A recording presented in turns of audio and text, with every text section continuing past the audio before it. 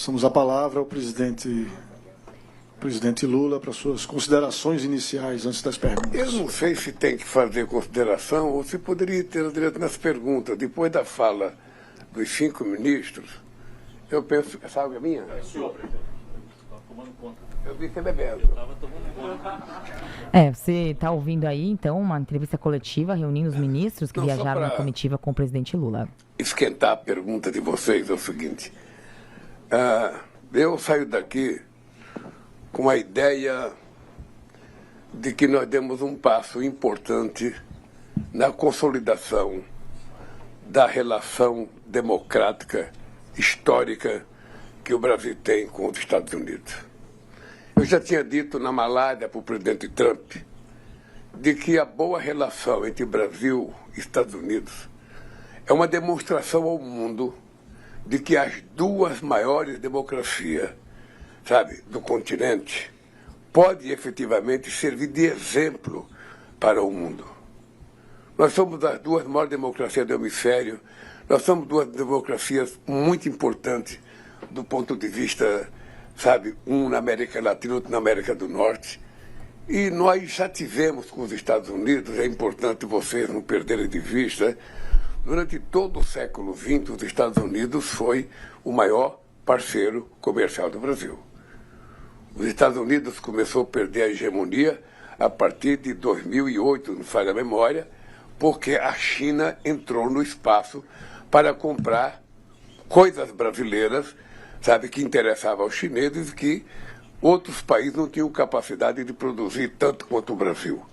E o Brasil passou a ter na China o seu principal parceiro comercial. E eu se vê ao presidente Trump de que é importante que os Estados Unidos voltem a ter interesse nas coisas do Brasil. Por exemplo, eu disse para ele que muitas vezes nós fazemos licitações internacionais para fazer uma rodovia, uma ferrovia, e os Estados Unidos não participam da licitação. Quem participa são os chineses. Eu disse para ele que durante um bom tempo, tanto os Estados Unidos deixou de olhar para a América Latina, só olhava com o olhar de combate ao narcotráfico, como a União Europeia deixou de olhar para a América Latina por conta da conquista do leste europeu e deixou de olhar para a África também. E agora essas pessoas perceberam a importância outra vez da América Latina nesse mundo conturbado. Por isso é que nós fechamos o acordo União Europeia e Mercosul com o EFTA, com Singapura. Por isso é que nós queremos fechar acordo do Mercosul com o Canadá, com o Japão, porque isso dá uma dimensão de defesa do multilateralismo contra o unilateralismo colocado em prática pelas taxações do presidente Trump. Eu penso que essa é uma coisa interessante. A outra coisa é que nós resolvemos discutir aqueles assuntos que pareciam tabus, ou seja, a questão do crime organizado.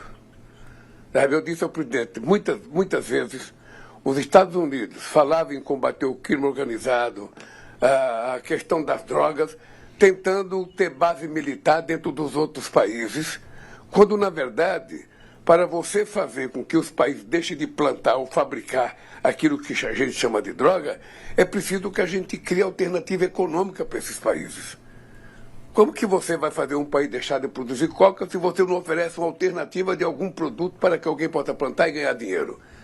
E nós temos que incentivar o plantio de outras coisas e sermos os compradores para que as pessoas possam sobreviver. Se não, enquanto houver gente necessitada de recursos e houver consumidor, não vamos parar, de ter um mundo cheio de droga por tudo quanto é lado. É importante, eu disse para ele que nós estamos dispostos a construir, um grupo de trabalho com todos os países da América do Sul, com todos os países da América Latina e, quizás, com todos os países do mundo, para a gente criar um grupo forte de combate ao crime organizado. Não é hegemonia de um país ou de outro querer combater o crime organizado. É uma coisa que tem que ser compartilhada com todos. E o Brasil tem expertise. O Brasil tem uma extraordinária polícia federal. O Brasil tem uma experiência muito, no combate às drogas, no combate ao tráfico de armas. E também é importante saber que parte das armas que chegam no Brasil sai dos Estados Unidos. Sabe? É importante também que tem lavagem de dinheiro que é feita em estados americanos. Então, se a gente souber isso e colocar a verdade em torno da mesa e criar um grupo de trabalho para trabalharmos juntos, a gente pode resolver em anos aquilo que não se resolveu em séculos. Ou a gente pode resolver em décadas aquilo que não resolveu séculos. Também a questão dos minerais críticos. Ou seja, tudo que se fala hoje é dos minerais críticos, porque a China, porque a China, porque a China, porque a China. Eu disse ao presidente Trump que nós não só fizemos uma coisa extraordinária, aprovando na Câmara ontem, sabe, a lei sobre a questão dos minerais críticos, como a aprovação de um conselho sobre a coordenação da presidência da República, tratando a questão dos minerais críticos como uma questão de soberania nacional, para que a gente possa compartilhar o potencial do Brasil, que ainda é pouco conhecido, porque nós só temos conhecimento de 30% do nosso território, e agora nós temos a obrigação de termos conhecimento de 100% do território, a compartilhar com quem queira fazer investimento no Brasil. Nós não temos preferência. O que nós queremos é fazer, sabe, parceria, compartilhar com as empresas americanas, chinesas, alemãs, japonesas, francesas, ou seja, quem quiser participar conosco para ajudar a gente a fazer a mineração, para fazer a separação e para produzir a riqueza que essas terras raras nos oferecem, estão sendo convidados para ir no Brasil. E isso é permitido pela regulamentação que foi feita na lei aprovada ontem, que deve ser aprovada hoje no Senado. Além disso, uma outra coisa importante que nós discutimos é a questão do comércio. Sempre tem uma dúvida sobre a questão do comércio. Sabe, nós dizemos para os Estados Unidos, vocês tiveram 400 e não sei quantos bilhões de superávit comercial com o Brasil nos últimos 15 anos. No último ano, o Brasil teve um déficit de 14 bilhões com os Estados Unidos. Então, ele sempre acha que nós cobramos muito imposto. Nós sempre não, porque nós temos a média do imposto que nós cobramos de vocês é 2,7%. Apenas 2,7%.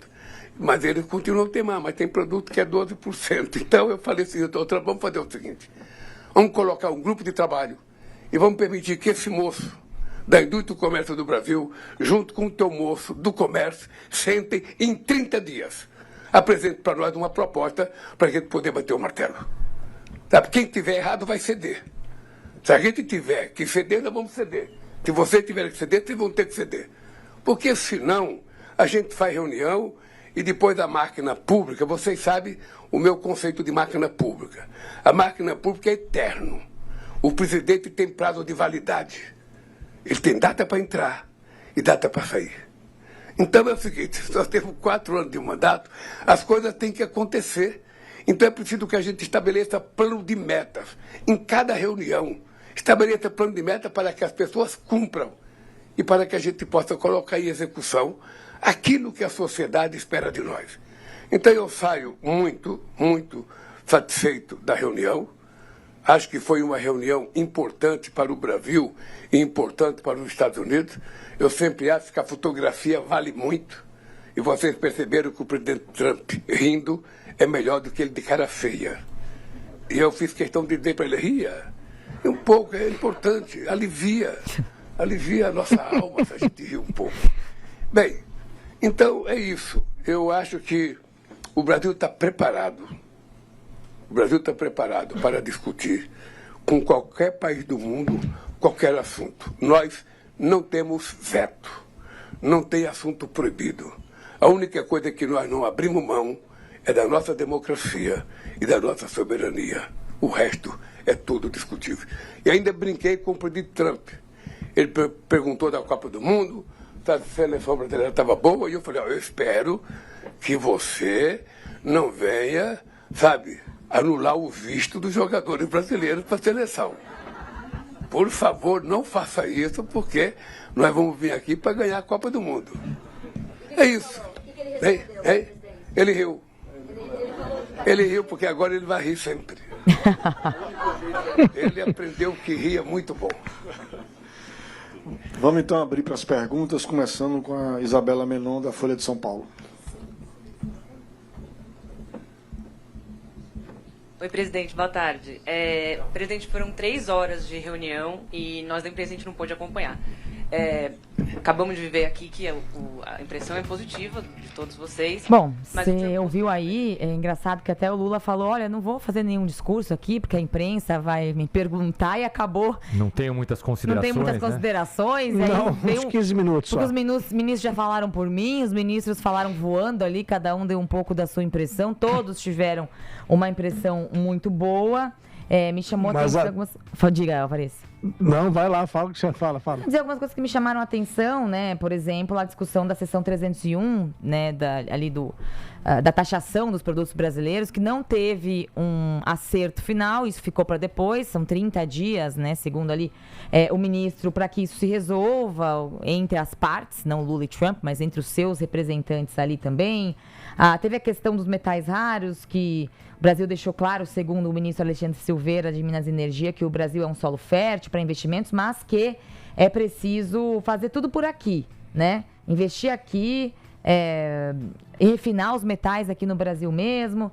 Também teve a questão do crime organizado, diz Wellington César Lima Silva, ministro de Justiça e Segurança Pública, que o governo recebeu elogios sobre o combate à segurança pública. Aliás, combate à segurança pública não, sobre como que a segurança pública é aqui no Brasil. Enfim, também tratou das questões de asfixia financeira, elogiaram, segundo o ministro, as ações de asfixia financeira aos grupos a PCC, Comando Vermelho, etc., em outras operações, enfim. Curioso que o ministro da Justiça falou en passant sobre isso, mas o Dario Durigan, esse sim, tocou mais na ferida e falou mais sobre esse assunto, a Operação Carbono Oculto, que ajuda no combate à sonegação de impostos, sobre a troca de informações entre as aduaneiras, né, as alfândegas, 0,5 tonelada de armas irregulares sendo apreendida no período de 1 ano por conta dessa troca de informações.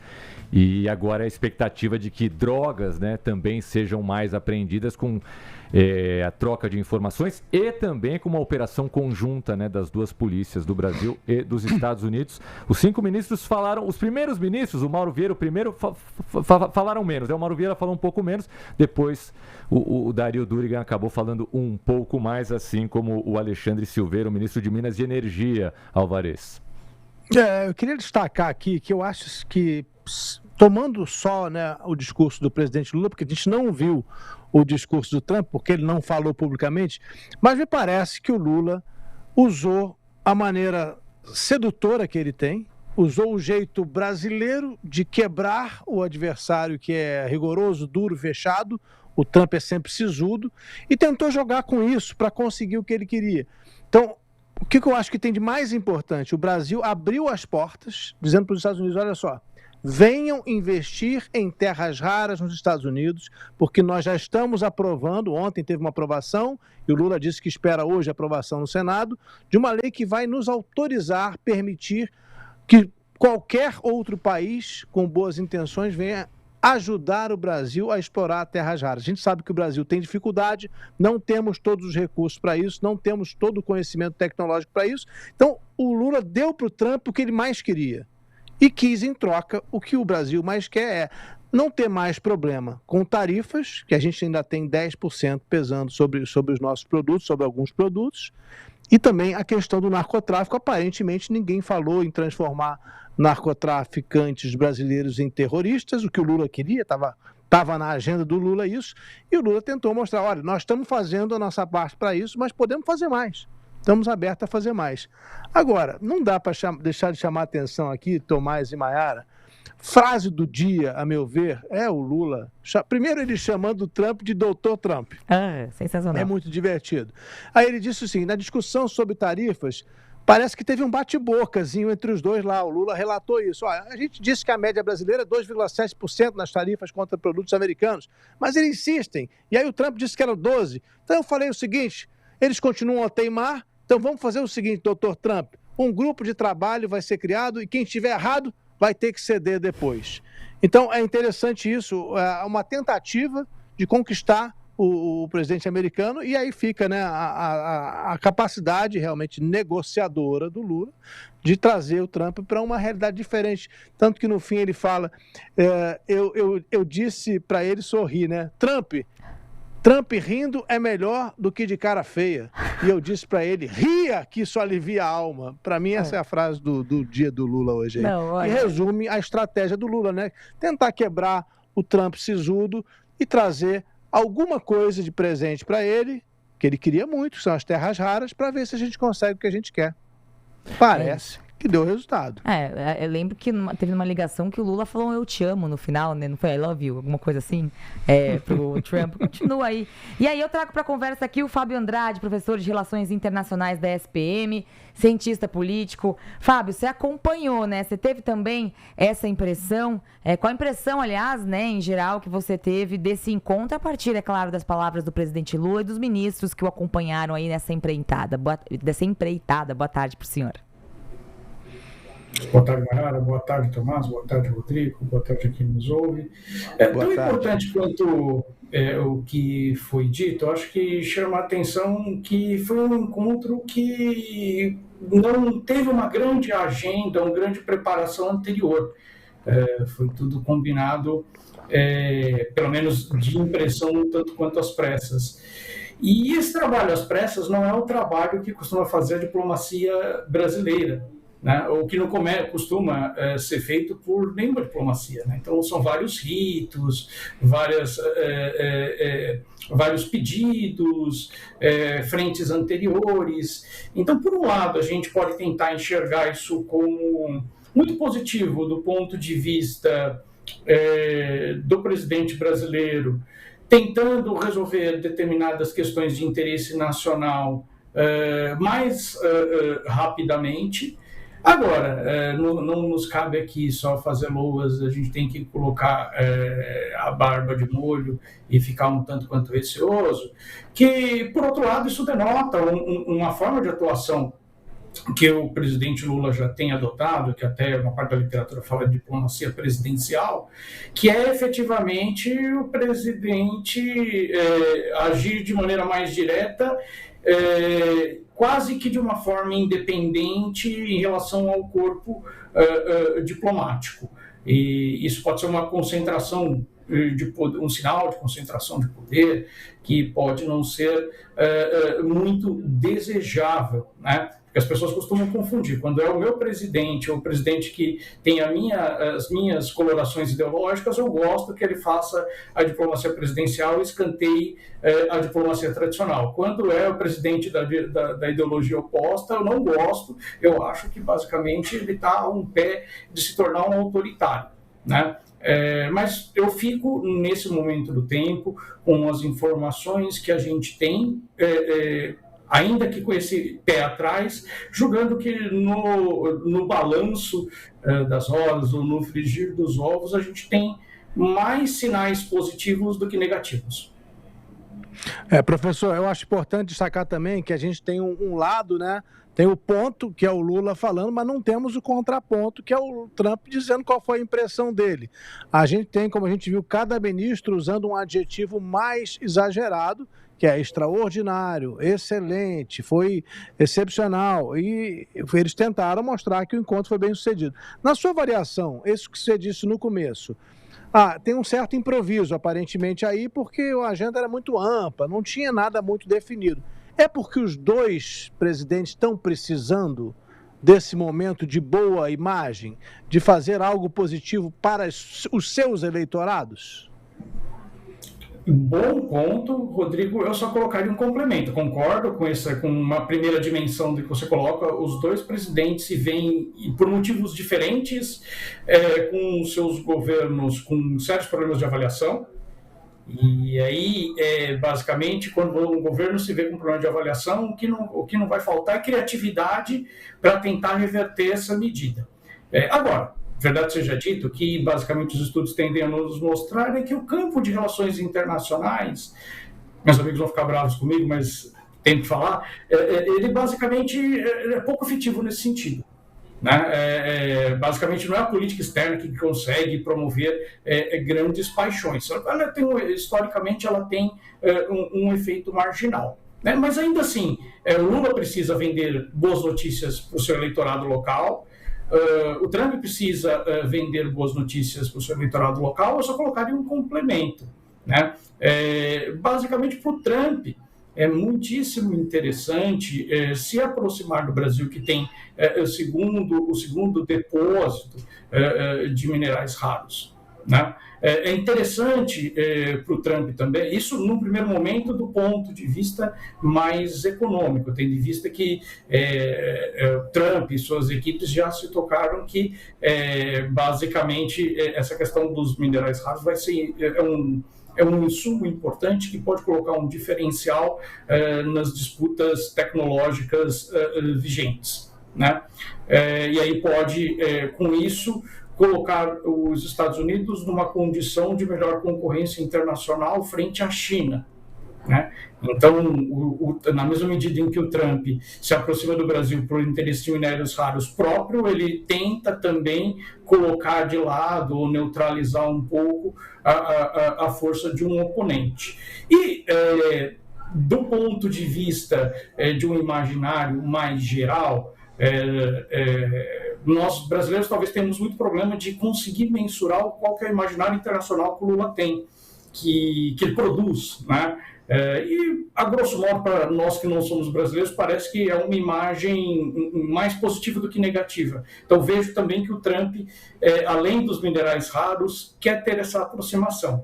E aí, só para finalizar, acho que falei pouco das vantagens do Lula propositalmente, mas o Trump tem uma vantagem adicional. Ele estar próximo do Lula faz com que, independente do resultado do Brasil, das eleições brasileiras em outubro, ele possa bradar que ele é muito próximo de quem ganha as eleições. Ele vai poder falar que é próximo do Flávio Bolsonaro, se assim for o resultado, dado o histórico de ligação com o pai, e ele vai poder falar, se o Lula for reeleito, que ele está próximo aos dois. Para o Brasil, só para aí finalizar de vez, parece que a grande vantagem é, nesse momento do tempo, conseguir caminhar numa palavrinha que é bonita, que seria diplomacia equidistante, né? Ou basicamente num contexto de alguma polarização, conseguir sinalizar para os dois lados. O Lula caminha nesse sentido, continua tendo um discurso e alguma parte da sua atuação muito próxima à China, seja por motivos ideológicos, seja porque também boa parte do escoamento do agro vai para a China, e agora ele se aproxima dos Estados Unidos. Mas, insisto, os dois atores têm um problema. Relações internacionais não costumam se reverter facilmente em voto. Professor Fábio, eu sei que é normal num encontro dessa grandeza entre dois líderes de democracias tão importantes, segundo Lula, as duas maiores democracias do continente, você ter a presença de vários representantes de várias áreas distintas, né? No caso, ouvimos, por exemplo, 5 ministros diferentes trazendo depoimentos sobre a reunião antes do presidente Lula conversar, dar o seu depoimento também e responder aos colegas da imprensa. Quando tem muitas demandas, isso de uma certa forma prejudica o andamento da reunião. Tem gente que diz que quanto mais tópicos numa reunião, menos chance da mesma ser produtiva. Ou isso favorece na medida em que várias demandas foram colocadas na mesa e os americanos podem pensar, isso não dá, mas vamos agradar o chefe de Estado do Brasil, pelo menos com essa demanda aqui da sobretaxa, com essa demanda das terras raras. Qual é a chance do sucesso dessa reunião para o Brasil na prática em relação à porcentagem de demandas colocadas na mesa? Vamos lá. Eu acredito que são colocadas muitas demandas, Tomás Rafael, para basicamente tentar... vou fazer um paralelo muito simples. O governo brasileiro, ao invés de tentar pescar com diferentes varas, o governo brasileiro fez uma estratégia de pescar em tarrafo, né? Jogar rede, né? E tentar ver quais as demandas que colam. Agora, ao contrário de uma pescaria onde você joga a rede e o peixe muitas vezes não tem elementos de escapatória, você joga a rede ou você joga muitos elementos e você tem um ator não só racional do outro lado, mas com muitos interesses. E aí ele basicamente vai tentar neutralizar todos os pontos que não sejam efetivamente dos seus interesses. E aí vale destacar um ponto. A gente muitas vezes olha para o Trump e pensa o governo norte-americano como se fosse um grande monobloco. E há muitos interesses difusos. Então, por exemplo, um dos elementos que foi pauta do Brasil e que eu não estou convencido de que o Brasil teve êxito é justamente tentar neutralizar intervenções norte-americanas. Intervenção seria a parte final. Basicamente, a percepção ou a classificação norte-americana dos grupos brasileiros de tráfico como terroristas. Isso é uma demanda muito cara para o governo brasileiro, para dificultar qualquer tipo de intervenção que possa haver em nosso território, e não me dou por convencido que seja uma briga fácil, porque é um assunto que é muito caro para o secretário de Estado norte-americano Marco Rubio e parte significativa dos apoiadores de Trump. Então, por mais que o governo brasileiro tenha jogado uma rede para tentar maximizar o elemento, ou obter o máximo de retorno possível, não é peixe que está do outro lado, são atores que vão tentar efetivamente escapar. E se você me perguntar de quais demandas que foram colocadas, qual o governo brasileiro talvez tenha mais dificuldade, de fato, de convencer, eu nem acredito que sejam as tarifas. Eu avalio que é essa discussão em torno da classificação dos grupos terroristas. Muito bem, quero demais agradecer sempre as ótimas observações do professor de Relações Internacionais da ESPM e cientista político Fábio Andrade, analisando o que se sabe dessa reunião, porque o que sabemos dessa reunião, como o Alvarez falou, é o que o Lula e os ministros disseram. Agora vamos aguardar se Trump fala alguma coisa, mas enfim, como disse ali o Alvarez antes, o Lula sempre acaba dando aquela cerejinha do bolo, né? Porque agora, eu estava vendo aqui, só antes de dar tchau de vez para o professor, o pessoal dizendo que a foto do Lula com o Trump ali, o Trump é de IA. Tão assim feliz que é o sorriso que o Trump dá ali, o pessoal aqui no grupo de jornalistas parece mesmo, você lembra que eu falei? Não parece que é de agora essa foto, tá diferente. Estão dizendo que é IA, ou que tiraram ele do Museu de Cera e colocaram ele ali, sabe? Então é isso, disse o Lula, olha, eu sempre acho que a fotografia vale muito, e vocês perceberam que o presidente Trump rindo é melhor do que ele de cara feia, e eu fiz questão de dizer isso pra ele. Ria um pouco, é importante, alivia a nossa alma se a gente rir um pouco, foi o que disse o Lula.